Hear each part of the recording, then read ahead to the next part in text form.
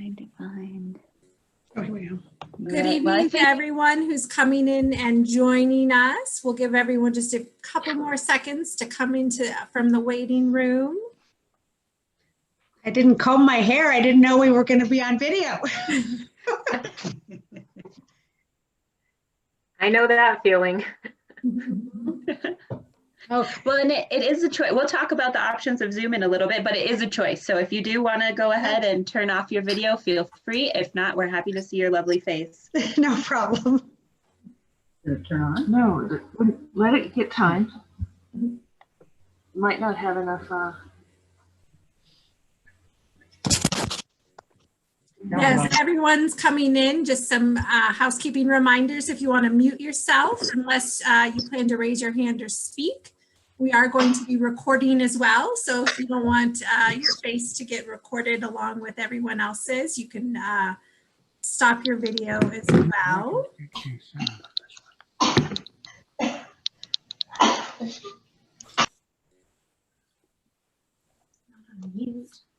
Start video is X'd. All right, well, I think, should we go ahead and get started? It's 7:02. My name is Andrea Malcolm. Welcome everyone to 2021 and our first Empowered by Place. I'm Andrea Malcolm, Molly Brown House Museum Director, and my partner tonight is Allison Salutes, Director of Community Programs. For those of you who are members who have attended an event before, we're combining two community conversation programs together, our Salon series and our Regarding Denver. We're putting them into one series of events with the hope that will spark conversations around social justice issues, advocacy, and community-wide issues.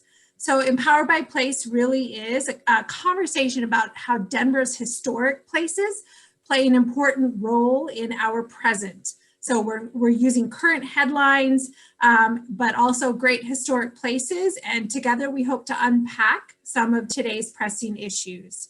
So again, we ask that you keep yourself muted to lessen background noise unless you would like to speak, and then make use of the raise your hand or chat box. We've also already placed some links in the chat box to some of the things we'll be referencing in tonight's talk. And then we will send a follow-up email with additional links that we'll talk about this evening. So as some of you may know, if you're already a member of Historic Denver, it's our 50th anniversary this year. And as a preservation organization founded to save the Molly Brown House Museum, you can see it behind me, the past 50 years have been spent telling the story of Denver through our Margaret Molly Brown, then being a partner in preserving many other places that tell the unique story of the Denverites who came before us. So as we look forward to another 50 years, we're launching our 50 Actions for 50 Places campaign, and we want you to be a part of this grassroots effort, just like people were 50 years ago to save the Molly Brown House Museum. So we're looking to you, our community, to help identify the places, spaces, and people that should be preserved and their stories told. So if you're not already, please sign up for our newsletters, become a member, and stay tuned for information on how you can take part in the actions to help us discover those 50 places or the stories of these people. I'm going to turn it over to Allison now, who's going to tell us about our program this evening. Wonderful. Thanks, Andrea. And thank you guys so much for being here. We were thrilled to kind of put this out into the world and find that a lot of people were interested in the topic and wanted to join us this evening. So thank you all so much. If you want to go ahead and find that chat window and maybe just like tell us what compelled you to join this program tonight, that'll kind of help us as we think about future programs that we're putting together and all those kind of things. So feel free to use the chat box to just share a little bit with us. And then really just to kick things off here tonight, Andrea mentioned that Historic Denver was founded 50 years ago to save the Molly Brown House, and that's a really big piece of our story. But the other one is we've been involved for 50 years in saving places that matter to Denver. And I think tonight is a really great example. I think many of us have fond memories of the Brown Palace and really think of it as one of those kind of key historic places in the city of Denver. And it's really part of the reason that it is here today is because it's part of our downtown historic district. And so that offers it a level of protection that kind of allows us to rest easy at night, knowing that exterior will remain the same. And then in conversations that we were having with tonight's speaker, we're really captivated by some of the stories that she was sharing that were maybe your less like top Wikipedia entry information. She was sharing with us so many details about additional parts of the Brown history. And one piece that really stood out was just that during the Great Depression, the Brown Palace actually made a pretty big pivot to offer housing in a different type of way. And so Andrea and I really felt this immediate connection to some of what we're seeing today. You know, especially in terms of it's an unprecedented time for hotels. We're watching historic hotels transform. And so we really felt like that was a really nice piece that we could bring together the past and the present. So with that kind of explanation of our evening tonight, we're going to start with the history piece, and then we're going to talk about how we see that connecting to the present. And so I'm very pleased and honored that historian Deborah Faulkner is here with us tonight. She is the author of 7 books about Colorado history, including, and I think most relevant to this evening, Ladies of the Brown, A Women's History of Denver's Most Elegant Hotel. She is from Colorado. She grew up in Loveland, and she's been a professor at Metro State and been the resident historian at the Brown Palace for the past 12 years. So I'm going to give her a minute as I kind of introduce her to get her PowerPoint up for us. And she is going to— on my screen? Yes, she's going to dazzle us with some of her information this evening. And it is. I think I'm going to get it. Slideshow. Let's see if this will do it. Is that slideshow? Yeah. Nope, that's video. Sorry, hold on. No, you're good. We can View. see your screen. Okay, there's So, yeah. slideshow. Perfect. And shouldn't there be something that says from the beginning? There we go. Yeah, there it is. Perfect. Ta-ta-da-da. All right, shall I go ahead and begin? Please feel free. Yes. All right. Well, first of all, thank you everyone for taking the time to join this virtual event this evening. And I really thank Andrea and Allison for inviting me to take part in this. I was telling them I've been furloughed from my job since the middle of March. And I was really, really happy to get something to apply my brain to. It's getting a little rusty here after 10 plus months. So this has been really fun for me to do. Ever since it opened, 1892, the history of the Brown Palace has been integral to the history of Denver and the history of Colorado.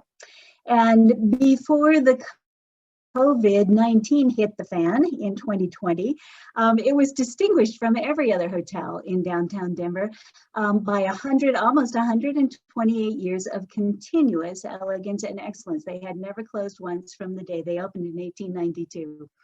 But circumstances being what they were, the hotel did have to close for the first time in its history. Last year from April through June, it was actually 64 days total. They are reopened and they are gradually trying to come back just like the rest of us are. Let's go ahead here. Let's see if I can do this. Hooray. All right. So the Oxford Hotel is the oldest hotel in Denver that still operates as a hotel. They're actually 1 year older than the Brown Palace. They certainly were not the first hotel in Denver. That honor probably goes to the El Dorado Hotel, which was opened way back 1859, early days of the Gold Rush by the Count and Countess Katrina and Henri Murat.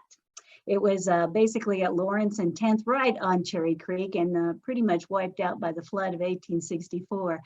But the fun story about the El Dorado is they erected a 60-foot flagpole, and to welcome the first stagecoach to come into Denver in May of '59, the Countess made a flag to fly from that pole. And because there were no yard goods available in the baby city of Denver in those early days, the legend is that she made that flag from her French undergarments.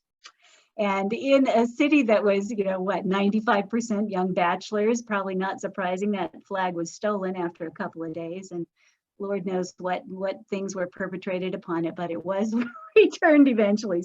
So Count and Countess Murat, the El Dorado Hotel, was the very first, but the Oxford is the oldest hotel in Denver that still operates as a hotel, 1891. It's at 17th and Wazee, right around Union Station, and that's where all the hotels were in the early days, because of course that's how everybody arrived in the city. By the late 1880s, early 1890s, 100 trains a day were going in and out of Union Station, and the city was booming. So a lot of hotels were springing up in that neighborhood along with the Oxford.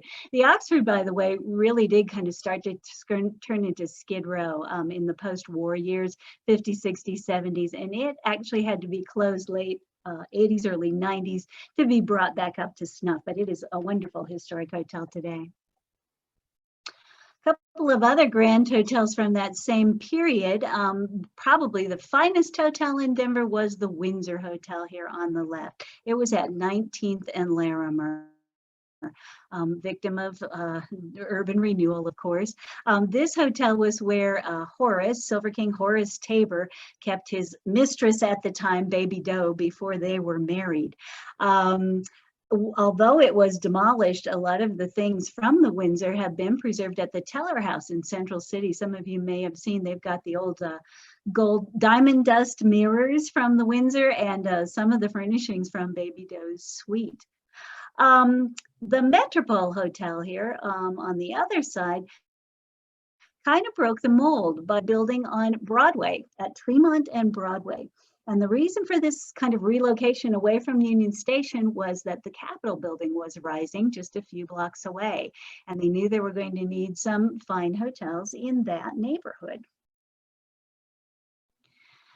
The Capitol was rising on 10 acres donated by Henry Cordis Brown. It was right in the middle of his 160 acres of homestead property.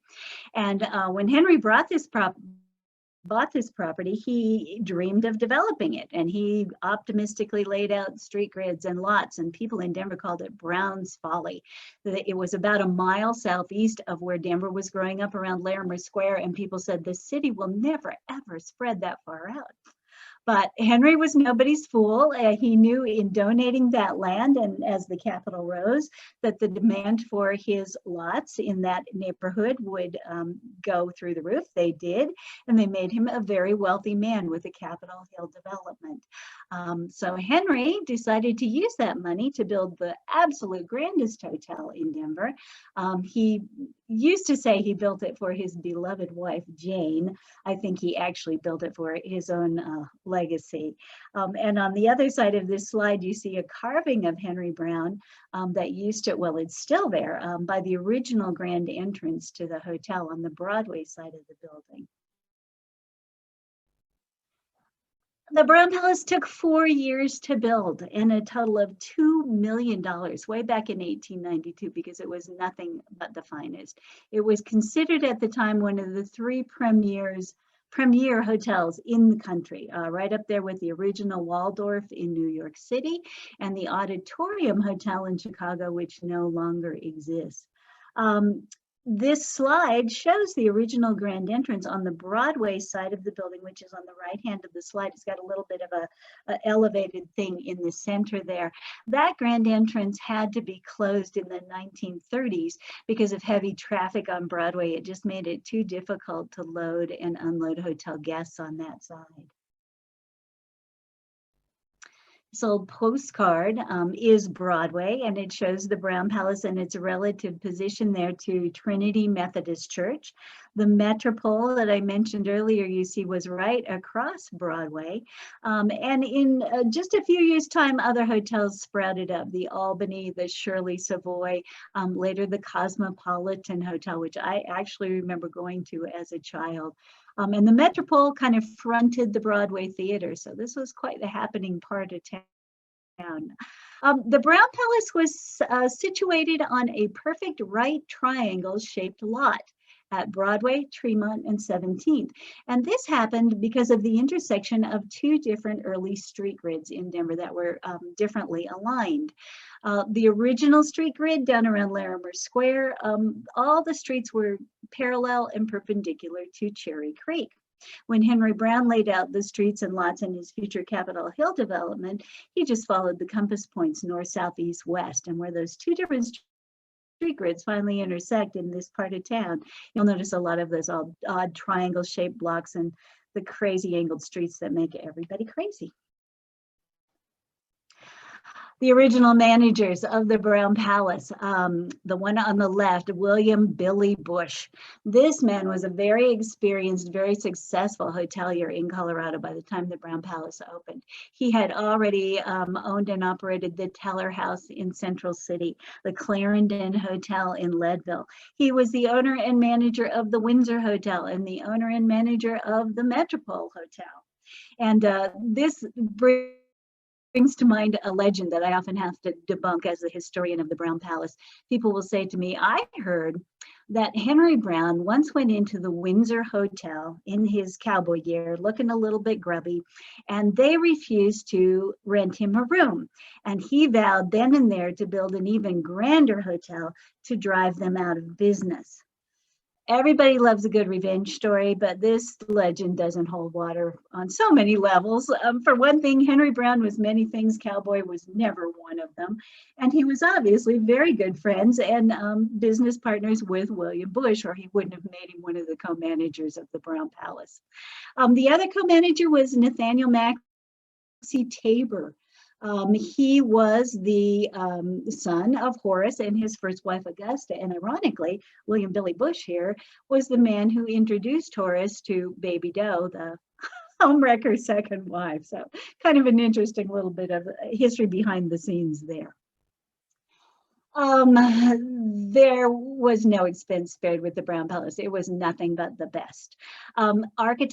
Chicago architect Frank E. Edbrook, who was the second architect on the State Capitol building. He was actually brought to Denver by Horace Tabor to build his Tabor Grand Opera House that used to stand at 16th and Curtis, where that horrible Federal Reserve Bank building is now. He designed the outside in Richardsonian Romanesque style, with the first floor being out of Colorado granite, the rest Arizona red sandstone. And then the interior he did in the Italian Renaissance style. And of course, the most striking feature of the hotel is this soaring 8-story atrium lobby in that style. Italian Renaissance includes things like the Florentine arches on the mezzanine level, all the natural stone, all the golden onyx from Torreon, Old Mexico, the filigreed panels on all the open balconies around those first 7 floors, and of course, a beautiful stained glass skylight. This was just stunning and unprecedented at the time. It became known as daylighting the interior space. From the beginning, this hotel is going to attract the wealthy, the elite. It started out with 318 guest rooms that went from $3 a night to the very dizzying $5 a night hotel rooms. Every one of them, because of the building's unique shape and design, was an exterior room. And it was customary when you checked in at the front desk for them to ask if you preferred morning sun in your room or afternoon sun. And based on that, they would decide where to assign you. Every suite of rooms had hot and cold running water and flush toilets. And all of the rooms had interior doorways that allowed you to connect however many rooms you wanted to create a little mini suite or a little mini apartment. And so even in the early years, a lot of people actually lived long-term in the Brown Palace in some of these apartments they created by combining several rooms. Among them was Colorado Governor William H. Adams. Let's see. The very prominent businessman rancher John Springer and his wife stayed long-term at the Brown oftentimes, even though they lived nearby. Augusta Tabor lived in the hotel for almost 2 years with Maxey and his family. She never liked the mansion that Horace bought her, which, by the way, was Henry Brown's family home right across Broadway from the Brown Palace. Oh gosh, African explorer, not, what was Groucho Marx's name? This guy was Paul Hoefler, and his family lived in the Brown Palace while he was off on his African adventures. As I say from the beginning, this place attracted presidents, royalty, celebrities, the social and the political elite. The very first president to stay at the Brown Palace was here on the list. This is Woodrow Wilson. He was there in 1919, actually the day before he had his stroke. And the first president to visit the Brown Palace was Teddy Roosevelt here in 1905. Other celebrities that the Brown Palace has hosted over the decades. When the Beatles visited in August of 1964, it was pandemonium. They think that 5,000 to 6,000 screaming teenagers encircled the block, and they had to convert the atrium lobby into a first aid station for all the young women who fainted or got trampled. They were smuggled in an employee entrance and up an employee elevator straight to their suite on the 8th floor. They never even saw the most beautiful part of the hotel, the atrium lobby. Over here, kind of clockwise, starting the top left, you've got Buffalo Bill Cody. He didn't really stay at the hotel because he had a sister who lived in Denver. He actually died at her house, but apparently he was a very frequent guest of the bar at the Brown Palace. Down below him is Thomas Edison, who did stay at the Brown Palace with his family. Hillary Clinton was there in 2008 for the Democratic National Convention. Oprah Winfrey, George Clooney, and the lady up above Hillary, you probably would not recognize her name. This is Evelyn Walsh McLean, but you would definitely recognize the name of the gem in her tiara. That's the Hope Diamond. She was the last private owner of the Hope Diamond. So just a sampling. But one of our favorite guests, of course, is Mrs. Brown, Margaret Tobin Brown. No relation at all to Henry Cordes Brown. It's a pretty common last name, but she was a frequent guest and often a long-term guest, especially in her later years after she separated from JJ. I believe that was 1909. I'm sure some of you know that better than I do. But at that point, she did a lot of traveling and he spent a lot of time in the Southwest. And so during those years, their house on Pennsylvania was usually rented out. And whenever she did return to Denver, she always stayed at the Brown Palace.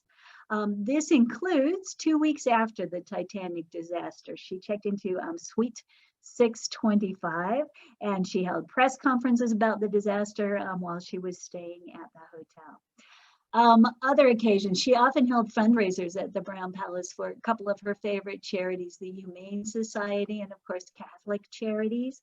One year in the early 1900s, she and Benjamin Guggenheim threw a big holiday party for the Denver urchins, as they called them, really basically homeless children, where they had a big turkey dinner and every single child got a Christmas gift. I always say Mrs. Brown definitely had, in her own words, a heart as big as a ham.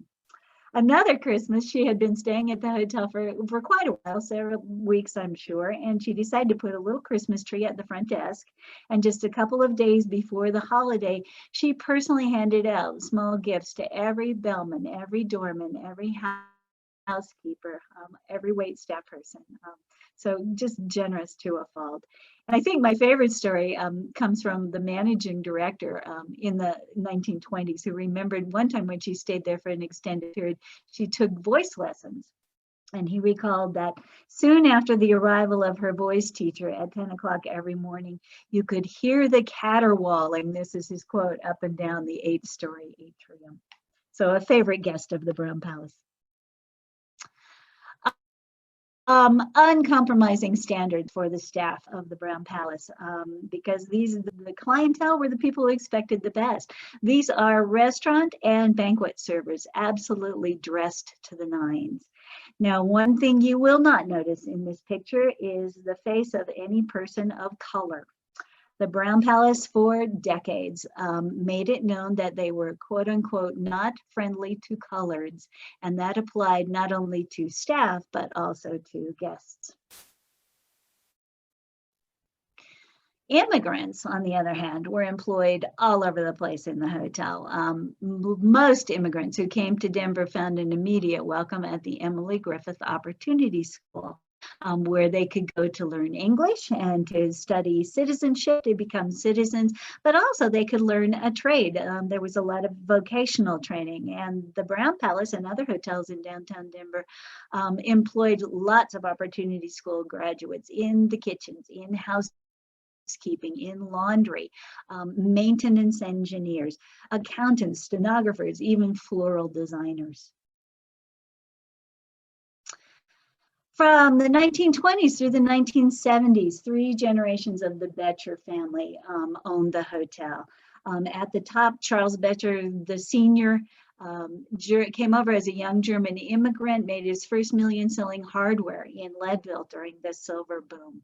And he's one of these smart people who didn't put all his money in mining. He diversified all over the place into meat packing and railroads and sugar beets and concrete and everything. And he passed his fortune along to his son here in the middle.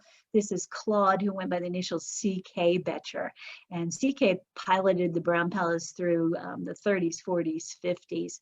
And then finally, his son, Charles II, there at the bottom, actually sort of oversaw the hotel as the head of the Boettcher Foundation.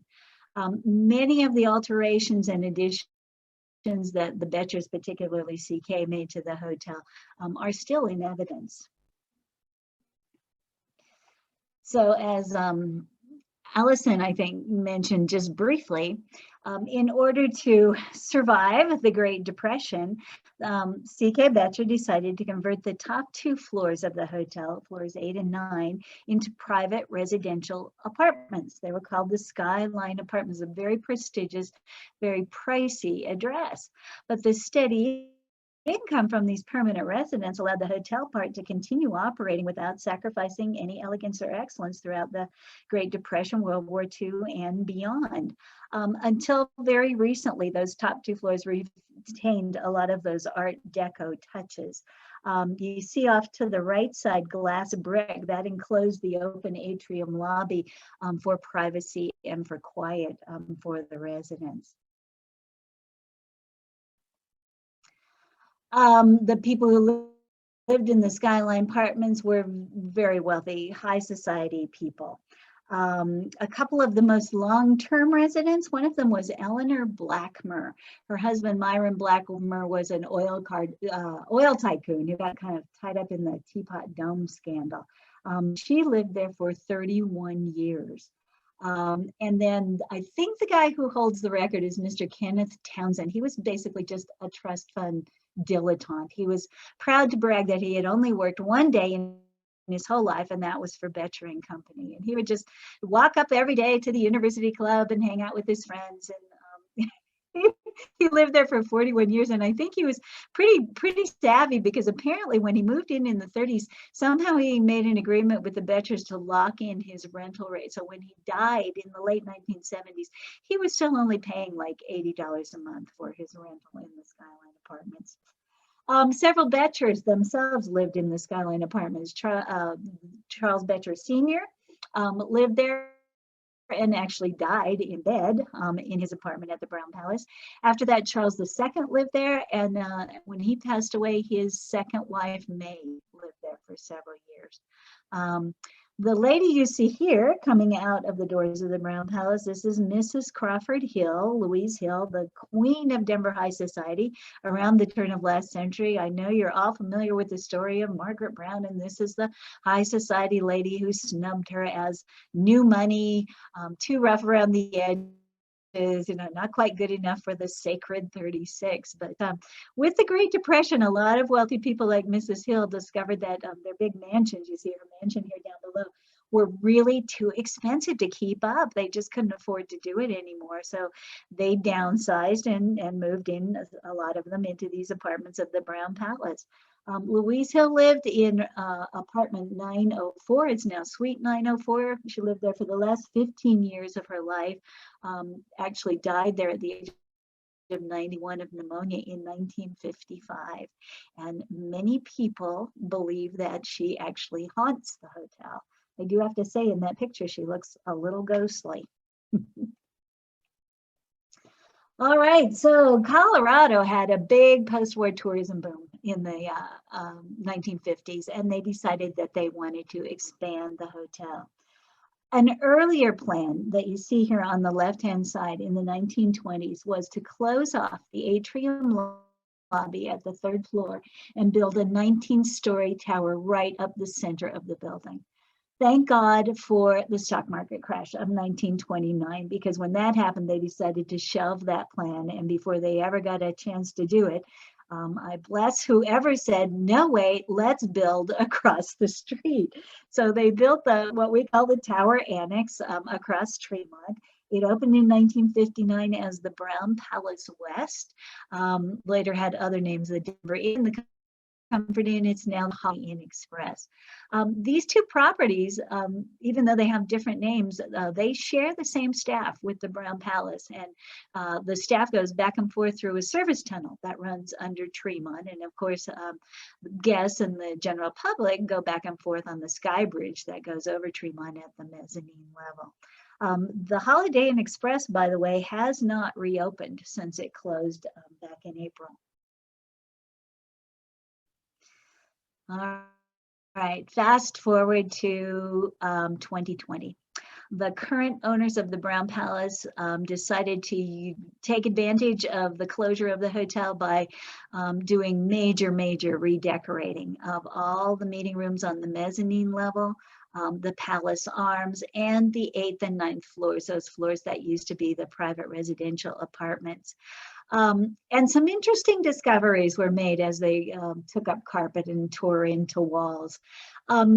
Before the Skyline Apartments, in the early years of the hotel, the 245-degree angles of the Brown Palace's right triangle on the 8th floor were 2-story high rooms. One of them was the Grand Ballroom, and the other was the Ladies' Ordinary, a combination ladies' lounge, tea room, and changing room, because all the hotel dining rooms used to be on the 8th floor, as were the kitchens. And if you weren't staying in the hotel and you were coming for dinner, there was actually staff that would help you get into your evening clothes in the Ladies' Ordinary. Anyway, when they ripped up the carpet there up on the 8th floor, they discovered here on the left some of the original flooring from that Ladies' Ordinary. It was in the Italian Renaissance style, like the architecture of the atrium lobby. And probably the biggest surprise, in the Onyx room, which is the largest room in the hotel. It's the largest meeting room on the mezzanine level. It sits directly above the original grand entrance in the hypotenuse of the triangle. When they ripped the carpet up in that room, they discovered that the entire room was bordered by Knights Templar crosses, as you see here on the right-hand side. And I find that very intriguing, because the building was inaugurated and dedicated. The very first event that they hosted on August 12th, 1892 was a sit-down banquet for 300 Knights Templar. And there are people who believe that the spirits of the Knights are still sentineling, guarding the Brown Palace. I like to believe that. I have no reason not to, but I'm so sorry that they covered that up. All right, so in the 12 years that I have been at the Brown Palace, I have seen a lot of changes. Probably one of the biggest was in 2015, when we became part of the Marriott Autograph Collection. And I always tell my guests that doesn't mean that we are a Marriott. We're not owned by Marriott, but you can use and redeem Marriott reward points. It was good for hotel business because all this crowd suddenly began to take notice of it, but it really did change who came to the Brown Palace. Rooms became a little less expensive, thus the place became a little less exclusive. But what I have really noticed is that as the years go by, they're trying so hard to take away the uniqueness of the place. This is my opinion only. This is not an official opinion of management or anything, but they're trying to trend it, which I keep telling them that's not what people come to the Brown Palace for. If you want trendy, there's a million hotels in downtown Denver where you can find that, but they're trending it. They're trying to make it like other Marriott properties. For example, during the shutdown, I don't know how many of you are familiar with the Brown Palace Club. great room in the 45-degree angle corner on the mezzanine level, right above the Ship Tavern.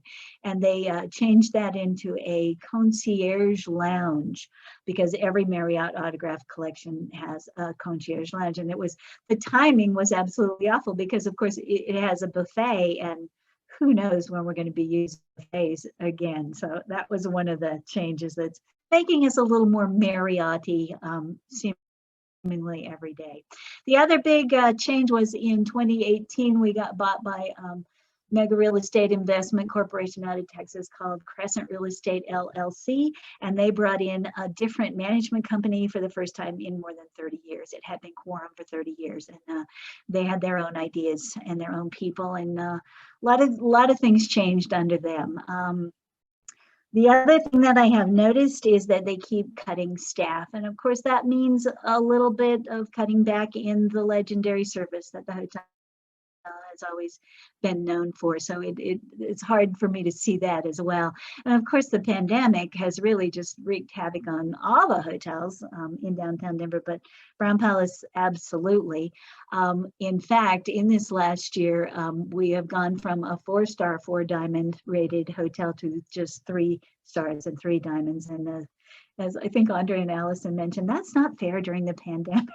And I think they're really right about that. On the plus side, we have a managing director, Nick Moschetti. Bless his heart, he started in February of 2020. Talk about a hard time to begin a new job and when you're getting to know the property. But during the 64 days that the Brown Palace was closed, this man answered every call that came in. And because of that, he now understands, he gets the Brown Palace and what it means to the people of Denver.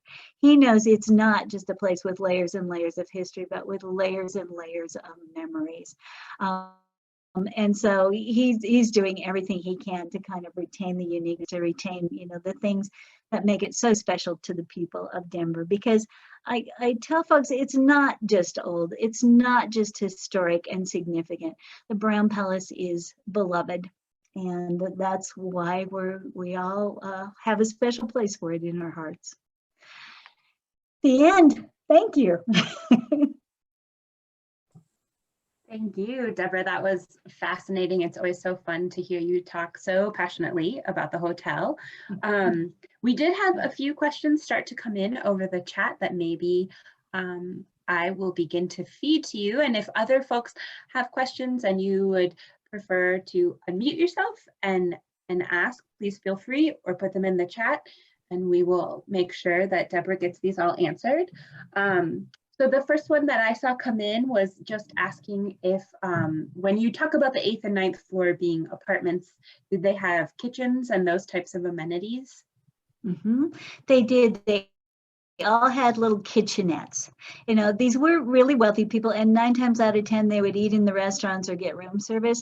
But yeah, you want to make a cup of tea, some soup, whatever, every now and then. So they did all have kitchenettes. But when they became hotel guest rooms again, of course, those were taken out. The one exception is the original presidential suite, which is on the 8th floor in the 90-degree angle corner. We call it the Eisenhower Suite now. That one never ever had a kitchenette. Okay, awesome. And then can you talk a little bit about when the apartments closed and when those maybe went back to being rentable hotel rooms? It was actually very gradual. I'm thinking probably starting in the 1960s. As people moved out, they would turn them back into guest rooms, or sometimes the residents would die. I mentioned the 2 most long-term, Mrs. Blackmer, she died in her apartment. Kenneth Townsend died in his apartment. Mrs. Crawford Hill died in her apartment, and Charles Betcher. So that's why we think those top 2 floors, I don't know if you believe in ghosts or not, but if the Brown Palace does have those, I think those top 2 floors are among the more likely places to find them. It sounds like it. Lisa was asking if you think that they're going to retain that Knights of Templar crosses in the tile flooring. It's still there. They just covered it all up. So I hope so. I sure hope so. I hope whoever next tears up the carpet will see that and go, wow, this is cool. We don't want to expose it, but maybe somebody later on will, just like the mosaic tile up on the 8th floor. It's still there, and I'm really glad of that. And who knows how many other, secrets are covered by redecorations and remodels and things, but it's just so exciting when you find those things. We came across pretty recently where there used to be a dumbwaiter. Just those sorts of things are really fun to discover. Yeah, definitely. I know we found some stuff like that in the restoration at the Molly Brown house for sure. Little Yeah. secrets hidden in the house. Yeah. Tamara was asking if the Brown is still a Marriott property, and I think the answer is it is not, but you can use your points there. Is that correct? Right, it's Marriott Autograph Collection. So yeah, not owned by Marriott, but we are on their reservation system, and we pretty much follow whatever they tell us to do. That's the really bottom line. Yeah. So maybe closer to Marriott than we thought. Yeah, it's actually too darn close to Marriott, yes, in my opinion. I think based on the fact that we're looking at this beautiful picture you have up here, Lisa is asking if the 9th floor is actually higher than the stained glass skylight. Yes, it's above the stained glass skylight. That skylight is at floor level for the 9th floor. And then above the 9th floor, there's this kind of greenhouse shaped structure.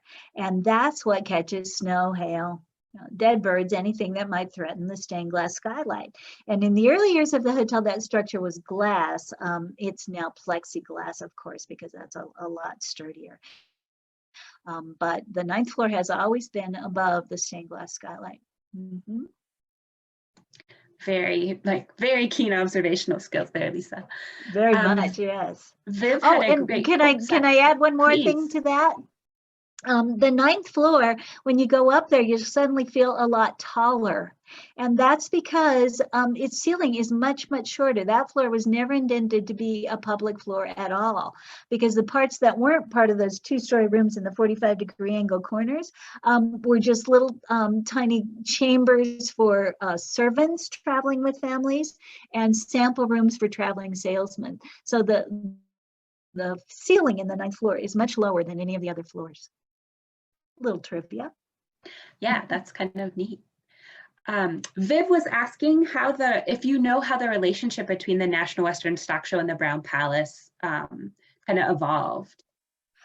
Yeah, I think we can thank Dan Thornton for that. Dan Thornton was Colorado governor starting in 1950. He was a rancher and a Hereford breeder in Gunnison County before that. And way back in 1945, his 2 Hereford, they were bulls at the time. They're steers now that we exhibit, but they were bulls at the time. TT Regent and TT Regent 2. They were father and son Herefords. One champion and grand champion. And he had such a good relationship with the owners and management of the hotel and stayed at the hotel every year for the stock show that they invited him to exhibit them in the lobby. And that tradition continues until this year. All the traditions are falling apart this year, but it is something to see. A grand champion steer right next to the ladies having tea in their hats and gloves, only in Denver. Oh yeah, it's quite a scene for sure. Hopefully it'll return next year and we can all check it out again. Yeah. Sandy had a question about a story about the head housekeeper having an apartment hidden on the top floor. Is that true? Mm-hmm. Mm-hmm. That's absolutely true. Her name was Rosalie Soper, and she started as an executive housekeeper in the 40s. She was there into the 1960s, and she did have a little apartment on the roof. She was on the 10th floor of our 9-story building. She also had a home, but she spent a lot of time in that apartment at the Brown Palace. And that part of that apartment now is our hotel archives. So it's where I get to work. And I can see the back door of her former apartment. She used to have a little patio up there, and she would wait for full moon nights to throw private parties for 20 of her friends. You know, she had little potted trees and lawn furniture, and that must have been so great. Yeah, I think you might officially have the coolest office I've ever heard of. That's really neat. Alice was asking if President Eisenhower had a heart attack at the Brown. No, good question. He was in Denver, as we all know, when he had that heart attack, 1955, I believe. But he had just played 3 rounds of golf, like 27 holes of golf. And he had the heart attack and collapsed at his mother-in-law's house on Lafayette Street. That was Mamie's mother's house. And that's where he had the heart attack. So it wasn't at the Brown Palace. And after his heart attack, the Brown Palace's executive chef, Ira Dole, who was also a big fishing buddy of Dwight's when he was in Colorado, completely changed the menu that he prepared for him to make it much more heart healthy.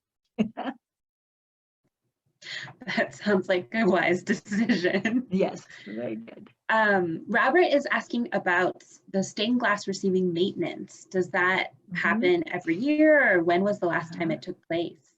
Okay, so the wonderful thing is that the company that created that stained glass skylight, Watkins Glass, still exists with a 4th generation of the same family. And so the current guy, he's like in his 70s. He's worked on the stained glass skylight since he was like 7 years old. It's usually cleaned about every 10 years because it is enclosed. It's enclosed with a glass brick around the sides, and it's got that protective structure on top. So it doesn't really get very dirty or dusty or anything, but about every 10 years, they've done it once in the time that I've been there. There's 2 different ways they do it. Apparently, sometimes they dangle from the protective structure and clean it that way. When I was there, they kind of built a little, planking web across it as they went and cleaned, and that was really fascinating to watch. But it's scary to see people up there from up there, and especially from down below. But nobody's ever fallen through, knocking wood. And in the center of that stained glass skylight is this huge winch for raising and lowering the monster chandelier that we have up at the holidays. So that people do go out there at least once, twice a year to raise and take down that chandelier. I feel like no historical talk in Denver would be complete without a question about tunnels. Can you tell us if there were any and where they led, if there were any? Well, there were lots of tunnels in early downtown Denver, and they were coal tunnels between the basement furnaces because that's how everybody, heated their buildings. So I'm sure the one that they're thinking of is one that used to go between the Brown Palace basement and the basement of the Navarre across the street. Because from 1900 clear into the 1930s, that was, an infamous brothel. And they claim that during that period, even though it was intended as a coal tunnel, it had other, dirty purposes. Where people from the Brown could go back and forth without being seen. But honestly, the Navarre was also probably connected to Trinity Methodist. Trinity Methodist was connected to us. Everybody in the neighborhood, they were all connected with these coal tunnels. So sometimes used by people, and that's where that story comes from. That tunnel, by the way, was collapsed and sealed at both ends in the 1950s. I gotcha. And actually, I'm reading the question more clearly. My apologies. This one was asking if there was one to the Capitol. Do you know if there's a coal tunnel that went to the Capitol? We've never found any evidence of one, but of all the rumors, that one kind of makes the most sense to me. I've heard people say, "Oh, I heard there was a tunnel to Union Station. I heard there was a tunnel to the Mint." I'm like, whoa. The Capitol, though, makes sense to me because if you were a wealthy, influential businessman and you wanted to, get some legislators on your side, that would be a pretty neat way to get them to your suite in the Brown Palace and do some little wheeling and dealing. But as I say, we have never found any evidence of a tunnel that goes to the Capitol in our basement. I have been, though, in the basement of the Capitol. I was a tour guide there in the summer of 2000. you know, the highway patrol or the security people there. And one night after hours, they took us down there, and there's a lot of really weird collapsed entrance tunnels down there that went to who knows where. So I'm not going to rule out the possibility. I just have to say there's no evidence. Okay, and actually there's a great conversation going back and forth about tunnels in the chat, so feel free to look at that too. There is a question about just a little background on the Ship's Tavern. Okay, that opened in 1934 to celebrate the end of Prohibition. And the way that it happened was C.K. Betcher took several trips to New England, and he had acquired this huge collection of scale model sailing ships. And if you've seen them, these are not small models. They're like 3-5 feet across. And he had them all in their mansion. And in C.K. Betcher's mansion was what's now our governor's mansion. And Edna didn't really want to have her decorations dominated by sailing ships. And so she suggested, when he was talking about opening this tavern in the hotel, that he do it in a maritime theme or a nautical theme, and would be the perfect place to display his ship. So thank goodness he went for that idea. Yeah, it is definitely, it sounds like it's a place that Janice loves to visit, and it's definitely a fun, one of the fun pubs in Denver for sure. It is. And then I had, oh, sorry, there's one more that just popped in. What year did the Betchers sell the hotel? 1980. 1980, and it was really the Betcher Foundation, you know, that owned it then, and that's when they sold it to Aircoa was the name of the company. And ever since then, it's been in mega real estate investment companies' hands. Yeah. Gotcha. Yeah. And then I had asked, and it's okay if you weren't able to find an answer, but just about like, did we see anything in terms of like extended stays during COVID? Like, did the Brown do anything to try and keep people you know, I never did get an answer from That's okay. the person I curious. asked. So I don't know, although it does say where they talk about their enhanced, you know, housekeeping and cleaning things. They say, we won't be cleaning every day. We'll only come when you request it. But it did say in case of extended stays, we'll come every 6 days. So apparently there are still a few of those. I was talking with you earlier too about a couple of creative things they did here during the pandemic. You know, holiday tea is like monster popular there, and they couldn't do it this year because it was red alert and there was no indoor dining. So somebody came up with a very clever idea to do afternoon tea in a box to go.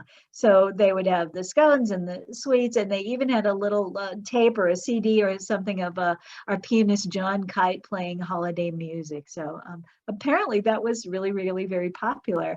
And then the package I was reading for New Year's Eve, again, there was no dining in any of our dining venues, so they suggested that you come and have your 4-course meal in your room and leave your door open to hear John Kite and his trio playing in the atrium. So they had to really stretch to try and make things work, but they were pretty creative about it.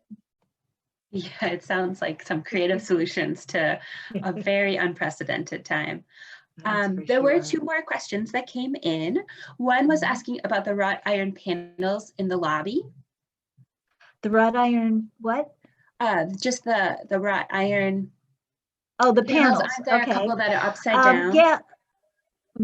That is true, and nobody really knows why.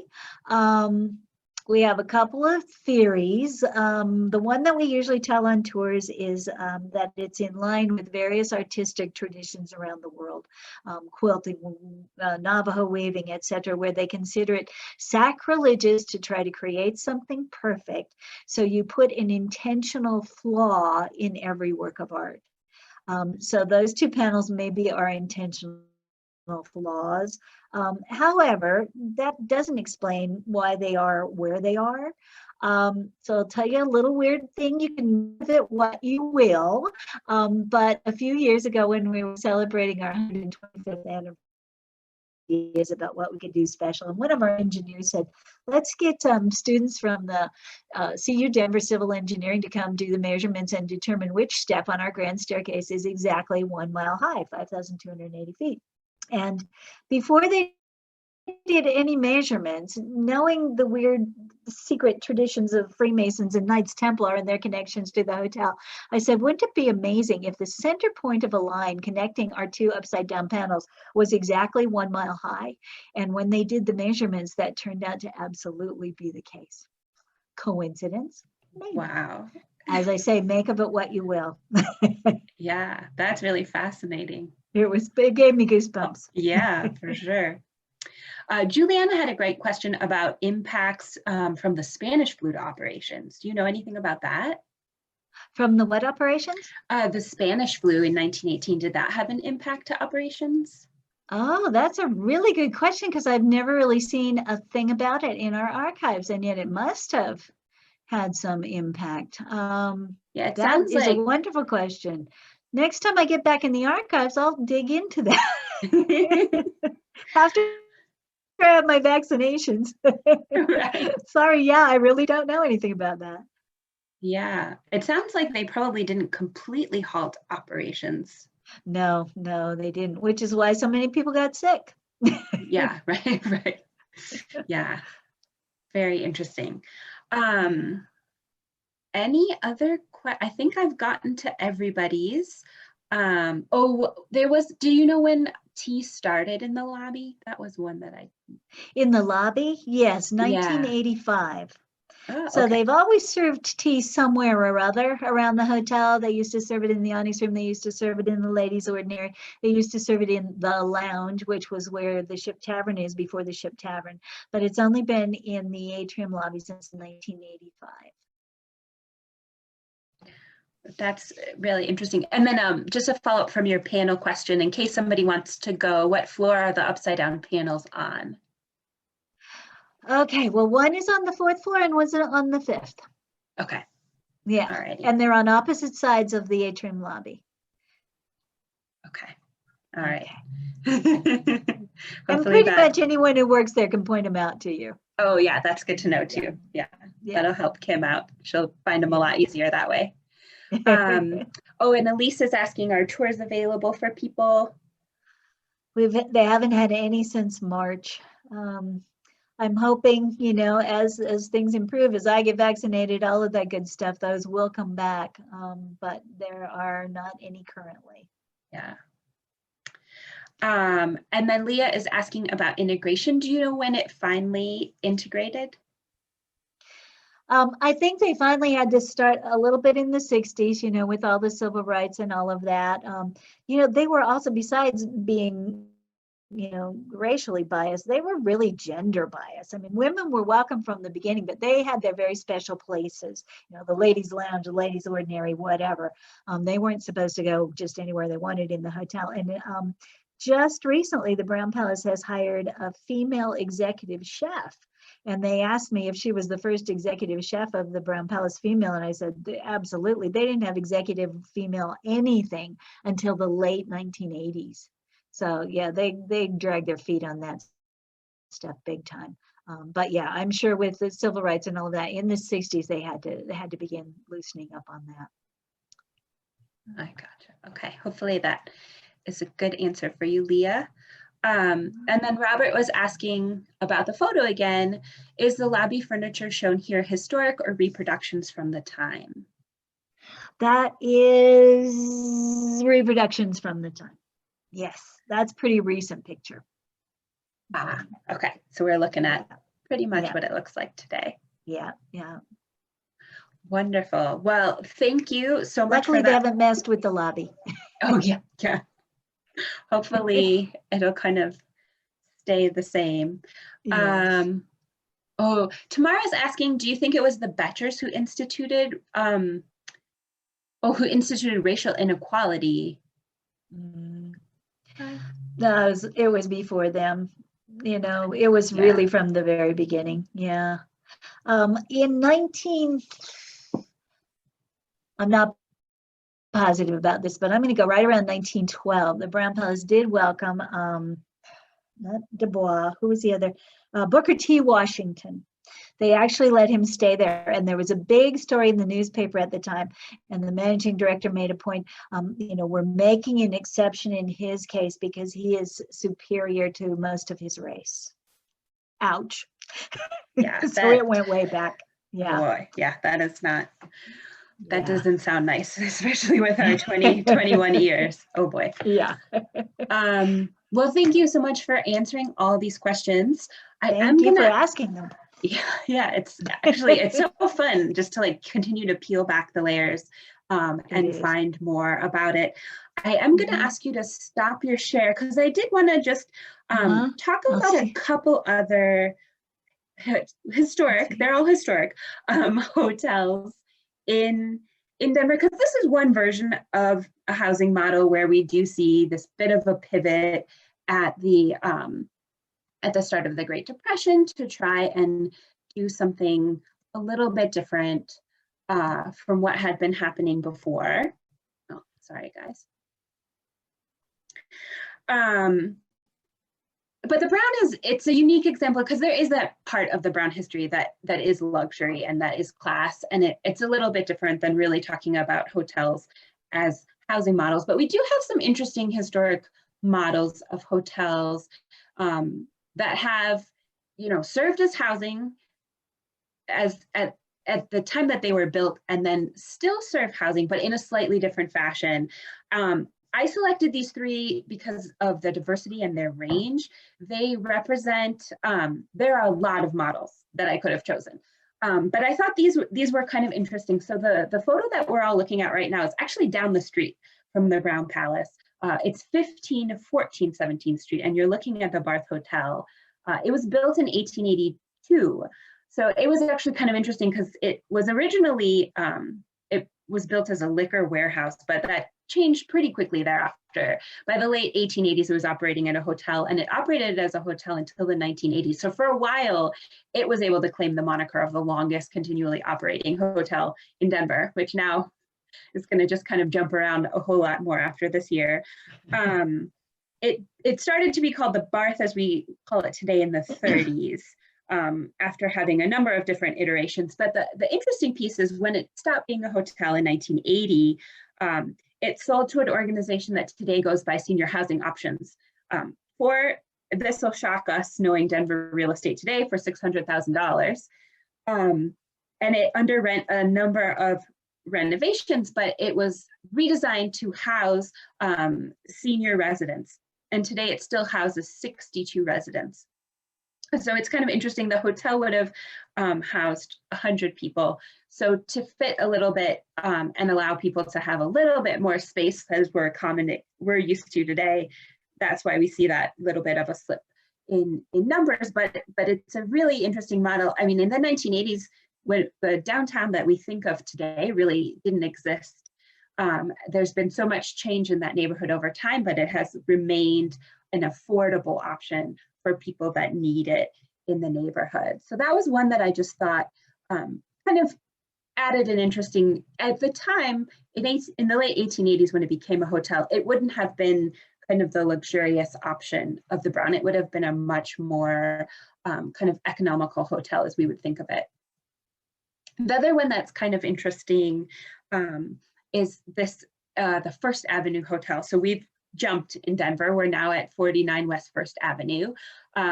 This one was built in 1907, and it was built as a single room occupancy hotel. And so this is a concept that I don't think we kind of think about as much anymore, but basically the idea was that you didn't rent a flat, you didn't rent an apartment with like a kitchen and a bathroom, you rented a room. And they were often very small, like 80 to 140 square feet. And they were often modestly furnished. So you'd have like a bed, a chair, a desk, and that's it. And then all the additional accommodations you might need, like a kitchen, a bathroom, those were all shared amenities. And so by its nature, it was very economical. So in 1907, this would have been a really easy place if you didn't have a whole lot to be housed very easily and very quickly. And so it's just kind of interesting to think about. This is in so many respects, a vanishing form of housing. So between 1955 and 2013, it's estimated that 1 million single room occupancy like dwelling units just vanished in the US. And that's a combination of things that are happening. Some regulations changed that made it a little bit harder to have that kind of housing model. We also see gentrification leading to conversions of them into other uses. And then demolition is also another factor that led to that. But the interesting thing about this one today is that it's kind of been rebranded as the Quail. That's actually the name of the gentleman who built initially.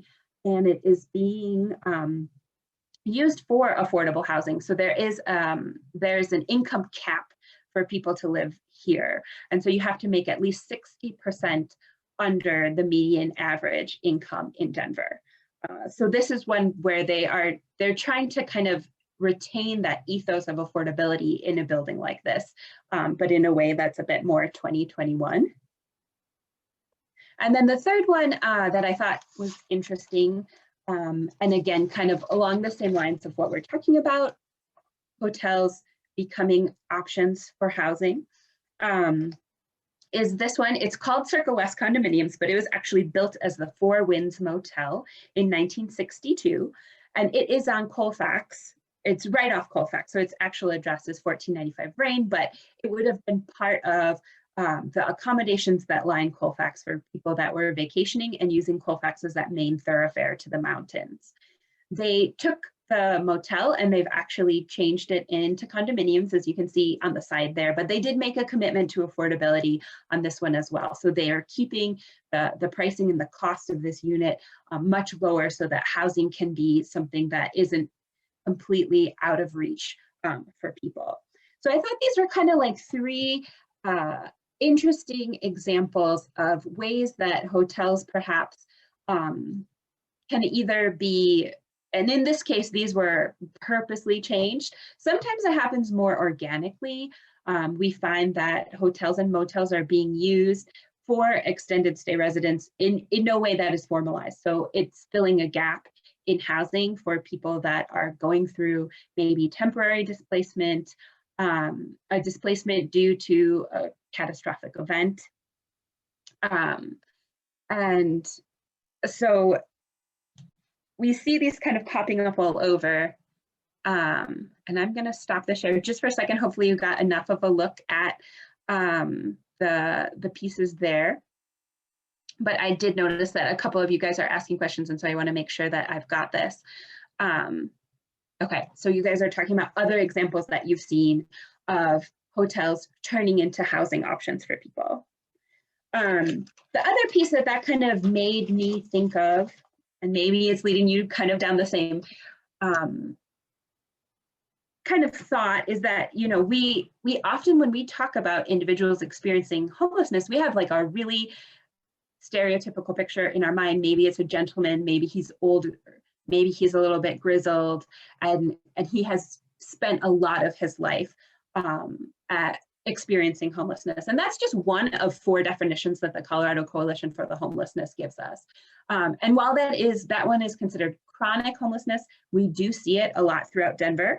There are a lot of other forms that aren't as visible and are probably utilizing some of these housing models a little bit more frequently. So we consider episodic homelessness if you've had 3 episodes within a year. So it's not that you're fully unhoused, but that you're having moments throughout the year where you're finding that you are unhoused.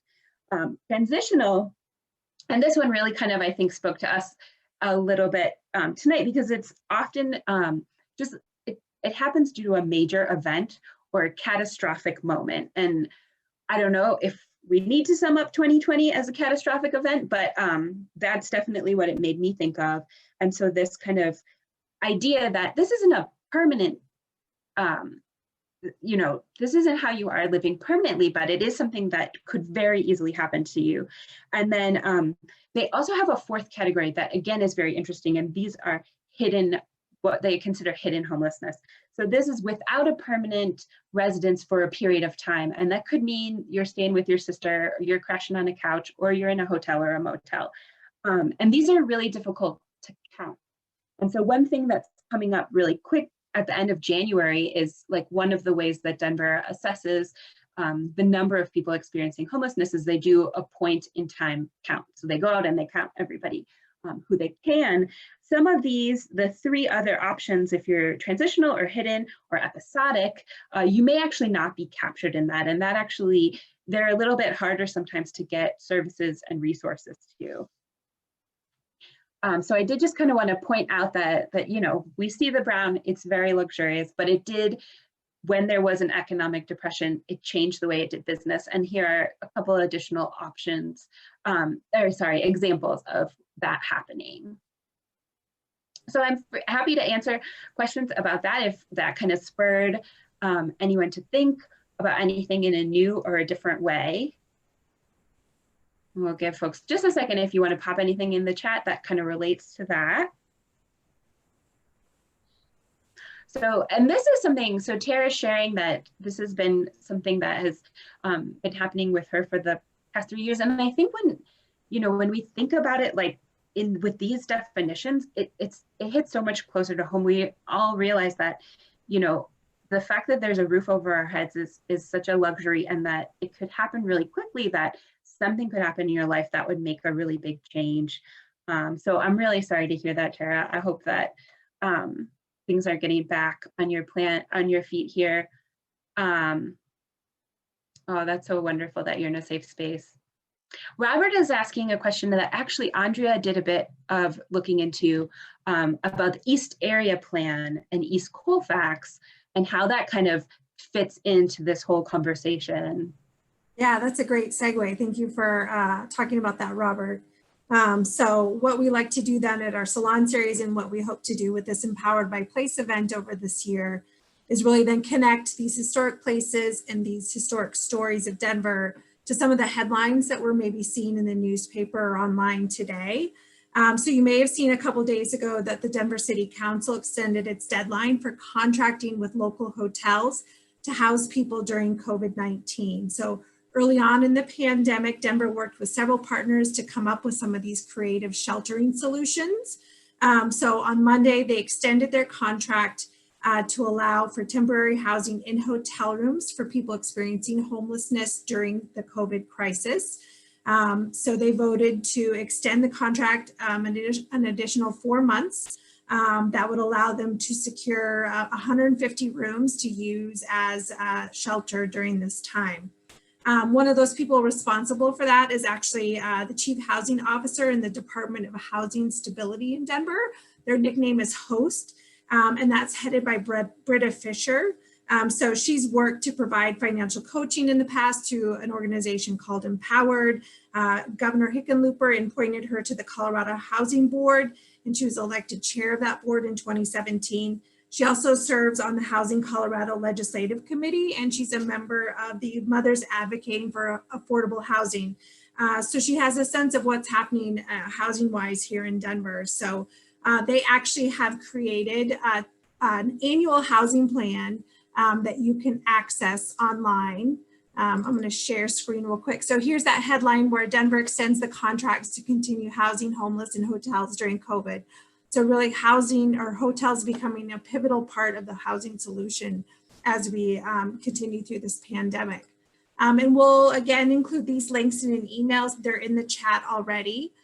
So if you go to denver.gov, you can see that they were able to secure 810 hotel and motel rooms to expand the capacity to serve those at most risk of contracting and those who are recovering from COVID. We also heard stories about the convention center, the stock show buildings all being used to help house, but hotels certainly became a part of that mix that they were using. So you can actually go and read this entire action plan at the HOST website or the Housing Stability Department. So that's a way you can get to know what's happening in Denver right now and how hotels play a part in that. And then just as Robert mentioned, hotels play into the East Area Plan, which was just adopted. It's a lengthy document, but I think it's interesting to read through and see how all these different things come together. And certainly East Colfax Avenue hotels and the one on West Colfax that Allison talked about, they all sort of play in together. And you can see right here in the East Area Plan that under letter D and then subletter E, that transitioning motels along Colfax Avenue into permanent housing for those most vulnerable.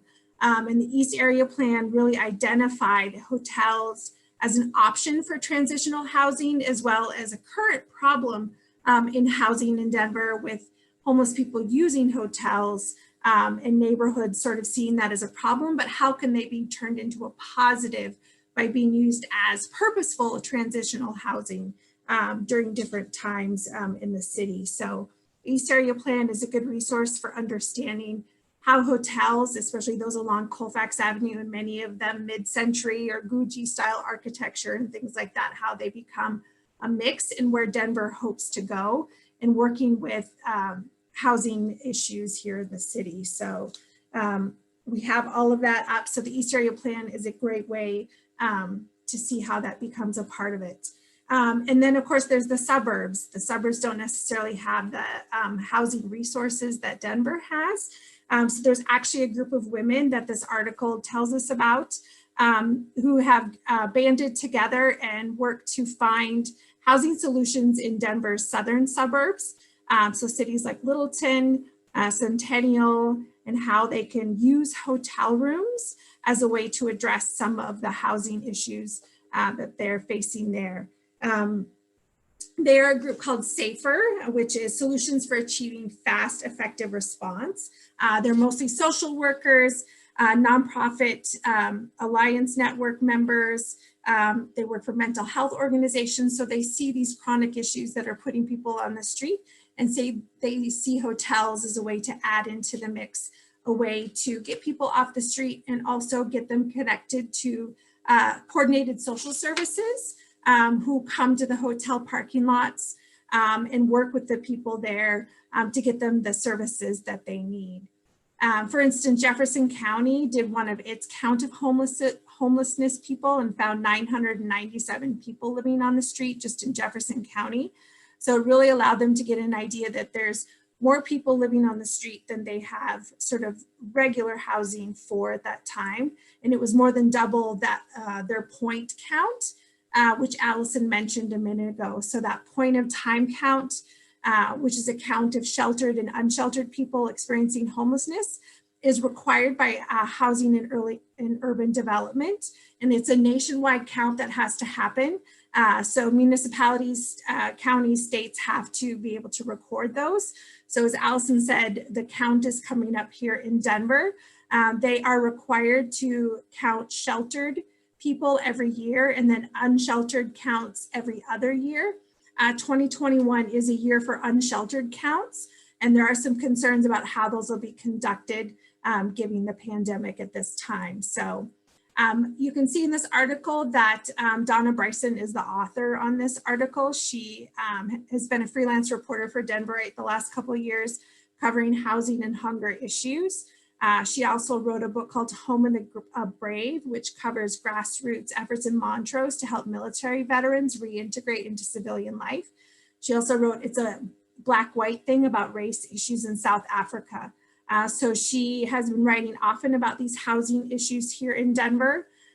This summer in particular, she wrote an article about a family who had newly relocated from Arizona, and they were struggling to find housing in Denver. So she was able to report on the various options available from the city, the Salvation Army, the Colorado Coalition for the Homeless. And I think her article really illustrated how little housing is available for families, where individuals have sometimes an easier time finding temporary shelter than whole families do. So one of the things that she was able to then report on and talk about was that the Colorado Coalition for the Homeless back in October was able to acquire and then finish out a hotel at around Quebec and I-70 that they were able to turn it into 139 micro apartments. They expect it to be fully leased, and I'm sure by now it is fully leased. So people with housing vouchers from the state are allowed to come in, and they pay no more than 30% of their income on rent. And then the coalition provides any of the maintenance and sort of services like that for their units. And on average, their tenants are only paying about $100 a month, with many people who are living there their income coming solely from disability and other type of benefits like that. So this is one mix where the Coalition for the Homeless is using hotels as a way to create additional housing. And then of course we have our neighbors close to us at the Molly Brown House Museum, the Salvation Army. They're another current housing partner. Their 1911 building on the same block of the Molly Brown House Museum was actually partially funded by Mrs. Brown and is part of the St. Mary's Academy. So the Salvation Army today, of course, is helping people experiencing homelessness, including families. So there is a mix out there for families. They have the Lambeth Family Center, but a lot of people who come to the Lambeth Family Center are coming from another place in Denver called the Family Hotel. And as you can see on their website, they served more than 3,400 people in 2017. So it's a fully operational hotel for 40 families in Denver that come through DDHS. And they also create respite rooms for those who are getting discharged out of hospital but have no place to recuperate. So they work with the respite coordinator and Department of Human Services to get people into the family hotel, and the Salvation Army will work with families to get them into their Lambeth property. So another way that hotels are sort of being used to house families, to house individuals during this time. And they're given vouchers that allow them to stay, for instance, at the family motel for 14 nights. So that's when the Salvation Army sort of kicks in and then finds them a place at the Lambeth or other places like the Colorado Coalition facility up on I-70 or one of their other mix of properties, depending on how they qualify for services. So lots of unique ways that Denver is able to start using hotels to address homelessness here in Denver. And use that in a mix of different varieties that you can see if you read through the East Area Denver plan and things like that. So just some of the issues of homelessness that we've seen this year include things like the constitutionality of Denver's camping ban has been come into question. That was just ran through the Colorado Supreme Court. So that was an issue that we'd also seen in the headlines lately. Those urban camping bans are now considered unconstitutional again. And then of course, voters rejected recently issue 300, which I'm sorry, I didn't have that article pulled up, but 82% of the voters struck down Initiative 300, or the Right to Survive, which would have overturned the camping ban, and said it was declared unconstitutional. So, and then just one more thing I wanted to sort of put in your brains as something to think about when we think about the built environment and the areas around us in the city that also are affect homelessness and people who have to live on the streets at the time. And that's something called hostile architecture or hostile landscape. You may have heard of this as sort of a design concept. That is where features implemented into city planning and architecture specifically are put there to deter homeless people from finding somewhere to sleep or rest. So for instance, this bench is slanted, so there's no way for you to sleep on that bench. This bench has these weird little half armrests that really aren't meant for your arms. We have things like rock landscaping so that it's not comfortable to sleep on, spikes, sort of segmented benches again, so you can't lay down, more spikes and things like that. So ways around our city and our built environment as we're walking around, some of those design elements might be intentional as a way to deter homeless people from sort of encamping on those spaces. So, and I know that's been an issue our city has had to address through the summer and into the winter. We actually have 2 encampments now within a couple blocks of the Molly Run House Museum that seem to be running quite successful at this time, where there are sub-zero weather tents in enclosed parking lot, fenced in spaces with access to sanitation, access to heat and things like that. So a different solution that's not necessarily a hotel, but a different way to think about housing people, especially as we make our way through this pandemic. So I'm going to stop sharing at this time and see if there's any questions before we wrap up. I know we're running out of time here. There were a couple of questions. It seems like a few of them answered themselves. Jill was asking for the name of an org and Leah found it for her, which is awesome. And I was also going to point out, Andrea did put a bunch of the links she shared in the chat too. So that's another spot if somehow you missed a little detail that you wanted to.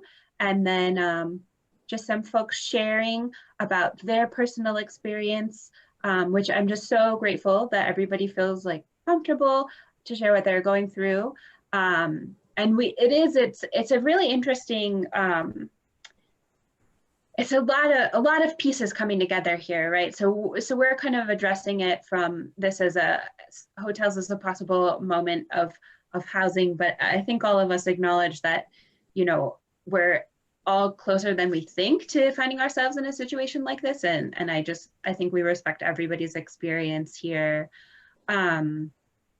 The other piece that I was going to mention, this is a really about face, and I apologize, but at the beginning, we intended to do an SCFD poll so that we could tell SCFD what counties folks came from. Andrea's going to launch that now, but feel free to fill that out while thinking and placing things in the chat that helps us just keep kind of having the conversation.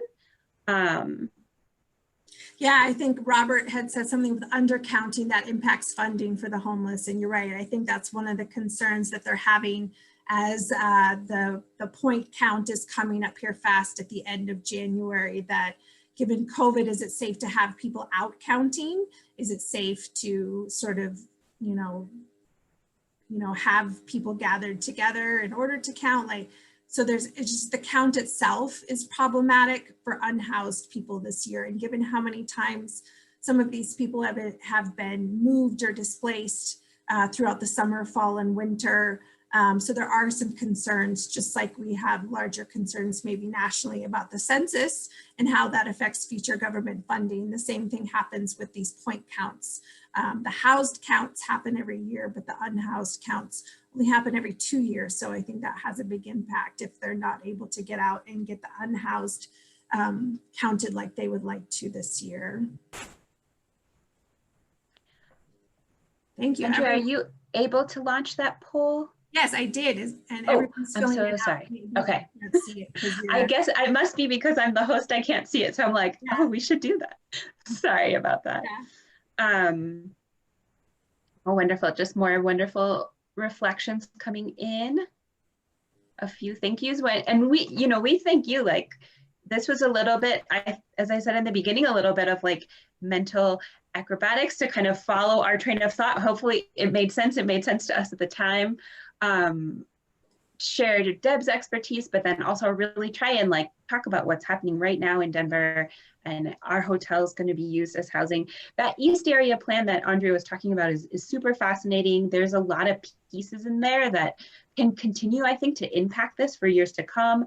One thing that it leans a little bit more heavily on is additional dwelling units, and this is always, kind of interest to us from a couple lenses. One is that it is a historic solution. So it was really common to have somebody living in a carriage house or an additional building on your property until zoning laws kind of changed that. And so in a sense, to us as historians, it seems like a natural evolution to encourage ADUs, to allow people to age in place, to allow additional opportunities for people to have, have their property, but then also have other opportunities for places to live or income.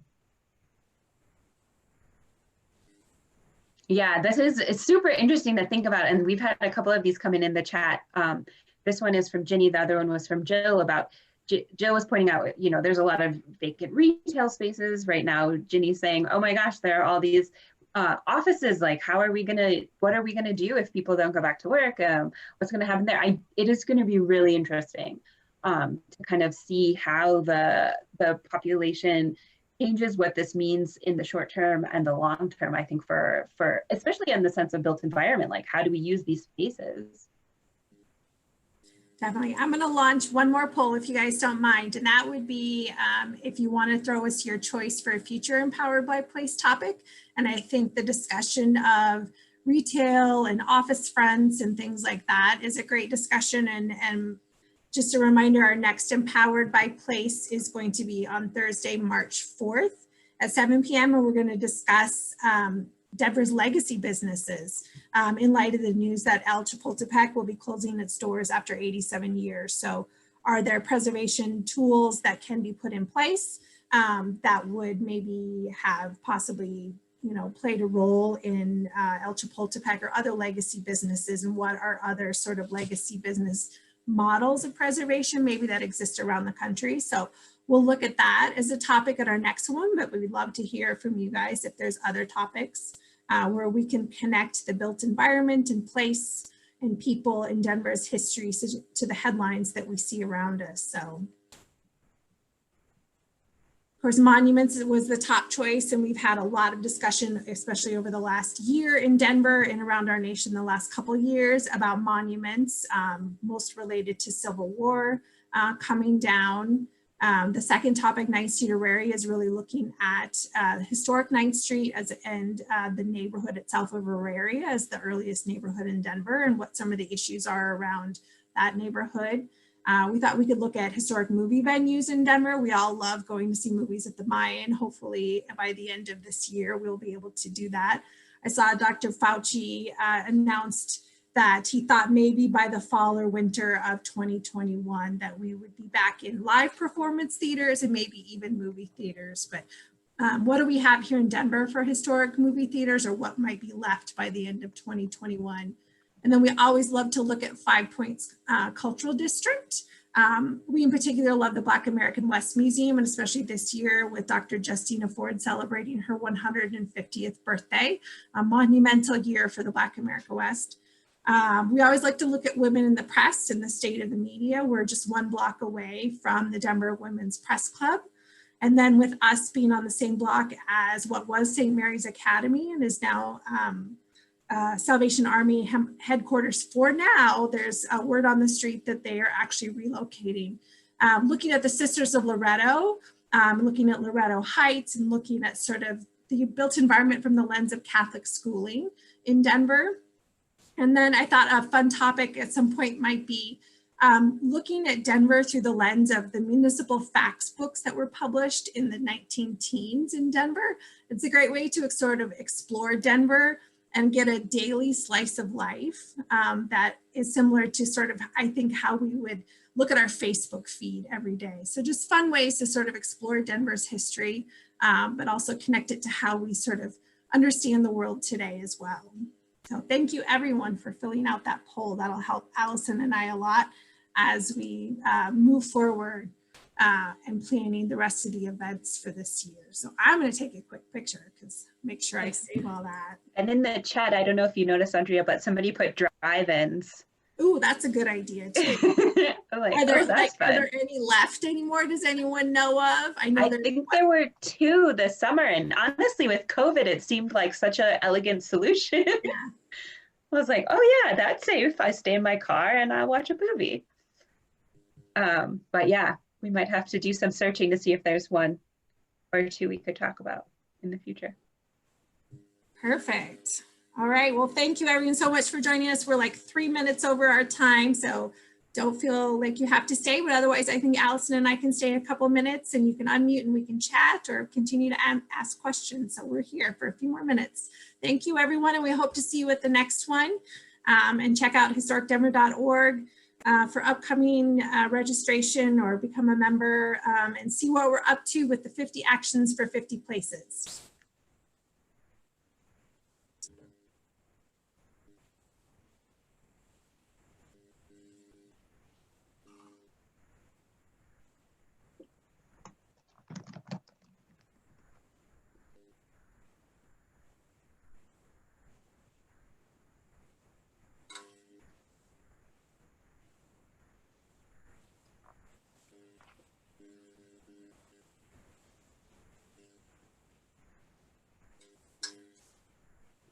bunch of really nice thank yous coming in on the chat. Thank you guys. I'm glad that everybody liked it. Oh.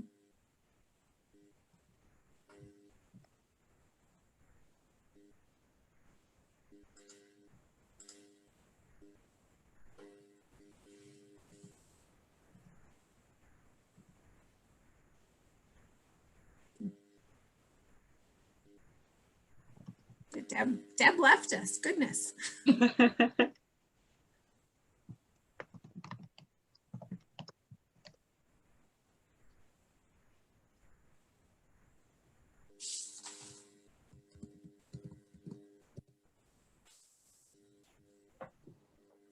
All right, well, thank you guys all for being here. We're going to sign off, but have a wonderful rest of your evening.